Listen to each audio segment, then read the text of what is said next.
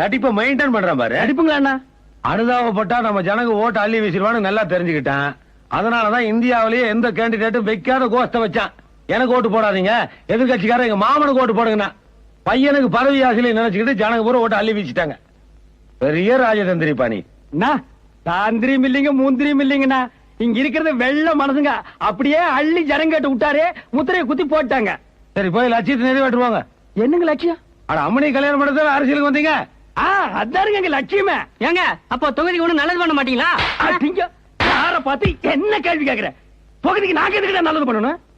1947 இந்தியாவுக்கு சுதந்திரம் வந்தது. இது வரைக்கும் எத்தனை எலெக்ஷன் நடந்திருக்கு? ஜெயிச்சவங்க பூரா நல்லது பண்ணிருக்கானா? நாங்க மட்டும் பண்றதுக்கு என்ன இழிச்ச வாயினுங்களா? இல்லாத புது பழக்கத்தை ஏன்டா ஏற்படுத்த சொல்றேன்? அப்படி நாங்க நல்லது பண்ணா மத்த ஜெயிச்சவெல்லாம் எங்க வீட்டு முன்னால வந்து கல்யாணம் தெரிஞ்சானா ஏன்டா நல்லது பண்ணீங்கன்னு நீ காப்பாத்துவியாடா? சரி, விடு விடு விடு. என்ன வார்த்தை கேட்டான் நாம? ஏன்டா வழக்கம் போல